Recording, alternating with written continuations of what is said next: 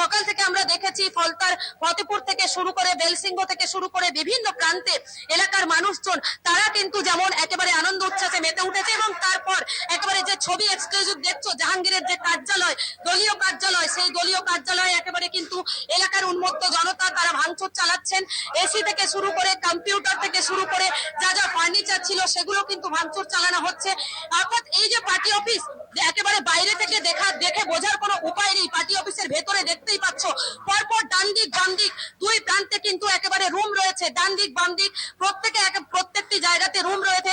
সেখানে জাহাঙ্গীরের এরা কি পেলেন এখান থেকে, কি পেলেন এনারা?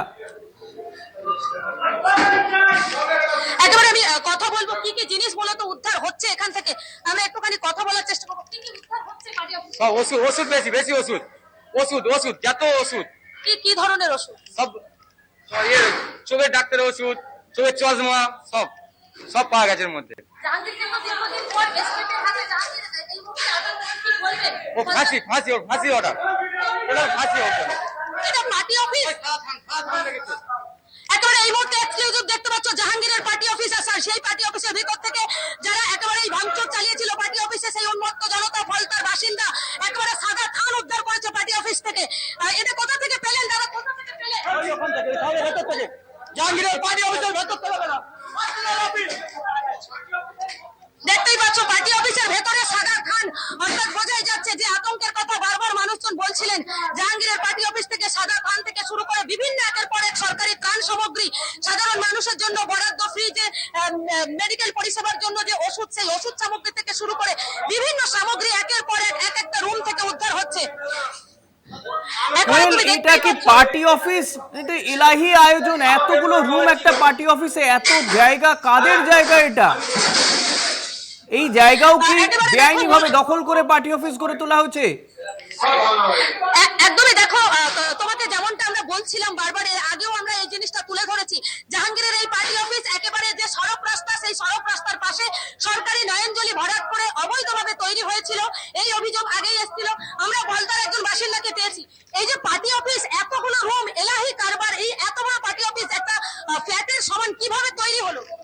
আজ থেকে 15 বছর ওই জাহাঙ্গীর নিজে ওই করেছে, আমাকে ডেকে এনে আমাকেও এখানে লাঠি দিয়ে মেরেছে, আমাদেরকে মুখ খুলতে দেয়নি, যার কারণে আমরা রাগান্ত ভাব হয়ে আমরা এই পদক্ষেপ নিয়েছি। এই পার্টি অফিস কি করে করলেন উনি? এটা তো সরকারি জায়গা। উনি করেছিল পার্টি অফিস, হ্যাঁ দখল করে। আজকে কি কি উদ্ধার করলেন? সব কিছু উদ্ধার করে নিয়েছি। তার সাদা কাপড় পেয়েছি, হ্যাঁ ওকে যে মারা হয় সেই লাঠি পেয়েছি, হ্যাঁ আরো একটা অস্ত্র পেয়েছি। এগুলো কি করবে? পুলিশের হাতে তুলে দেবে?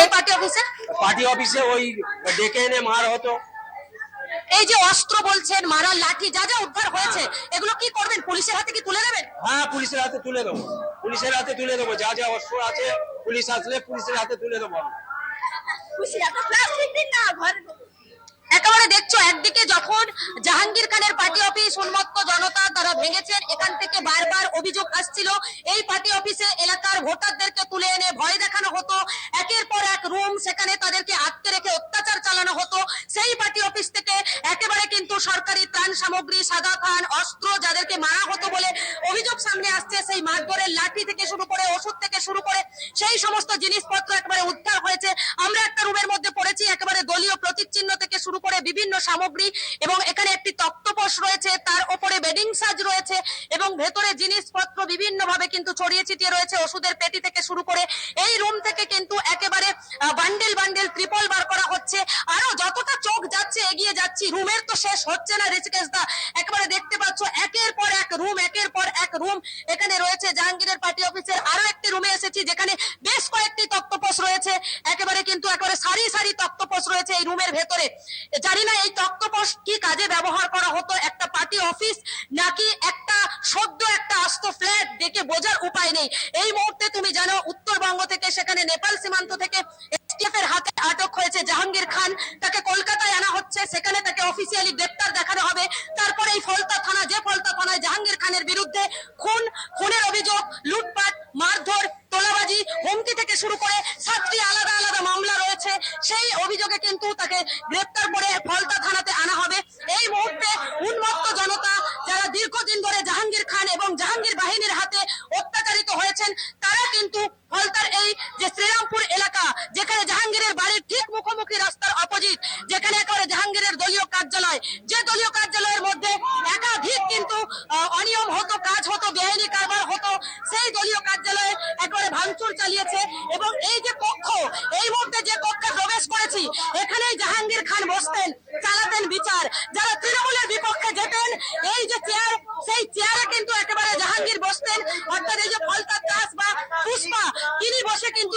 থেকেই সালিসি করতেন, অর্থাৎ মূলত যারা তৃণমূলের বিরুদ্ধে কথা বলতেন, যারা বিরোধী দল করতেন এই ফলতায়, তাদেরকে এই চেয়ারে বসে এখানেই কিন্তু সমস্ত নির্দেশিকা দলীয় কর্মীদের তার বাহিনীদেরকে বন্টন করার পাশাপাশি বিচার চালানো হতো। তারপর এই কার্যালয়ের ভেতরে যে রুমগুলো রয়েছে সেখানে আটকে রেখে তুলে নিয়ে এসে বিভিন্ন ভাবে অত্যাচার করা হতো। জাহাঙ্গীরের পার্টি অফিসের জাহাঙ্গীরের যে পার্সোনাল যে বসার রুম, সেই জায়গাতে চলে এসেছি। দেখতে পাচ্ছ এই চেয়ার যেখানে পুষ্পা বসতেন, এবং এই পুষ্পা অর্থাৎ জাহাঙ্গীর খান ফলতার দাস তিনি বসতেন, এবং পেছনে অভিষেক বন্দ্যোপাধ্যায়, মমতা বন্দ্যোপাধ্যায়ের বড় একটা হোর্ডিং লাগানো রয়েছে। এই চেয়ারে বসেই কিন্তু তিনি তার যে সাকরেতরা, তার যে বাহিনী, সেই বাহিনীদেরকে বিভিন্ন রকম নির্দেশিকা দিতেন। এখান থেকেই নির্দেশ পাস হতো, তারপর এলাকার মানুষের ওপর, বিরোধীদের ওপর অত্যাচার চালানো হতো। আজকের উন্মত্ত জনতা যখন উত্তরবঙ্গের নেপাল সীমান্ত থেকে জাহাঙ্গীরকে আটক করেছে রাজ্য পুলিশের STF, তখন উন্মত্ত জনতা কিন্তু এই পার্টি অফিসে এসে সেই একেবারে পার্টি অফিস অর্থাৎ শাসনাতম পার্টি অফিস ভেঙে ফেললো। একদমই কোয়েল, আমরা সেই ছবি দেখতে পাচ্ছি। তবে তোমাকে এরই সঙ্গে বলবো যে সাবধানে কাজ করো, যে তুমিও অনেকটা ঝুঁকি নিয়ে সেখানে কাজ করছো, কারণ চতুর্দিকে এটা ওটা ছুঁড়ে ফেলে দেওয়া হচ্ছে, চেয়ার টেবিল ছোড়া হচ্ছে। সাবধানে দেখাও। এবং এতগুলো ঘরের ছবি আমরা দেখতে পাচ্ছি, কিভাবে তৈরি হলো, পুলিশ প্রশাসন কি করতো সেখানে, যেখানে তুমি বলছো যে জাহাঙ্গীর খান এখানে বসেই সালিশি সভা চালাতেন কার্যত, এবং আরো কিছু লোক যারা ব্যক্তিরা রয়েছেন তাদের সঙ্গে যদি কথা বলা যায়।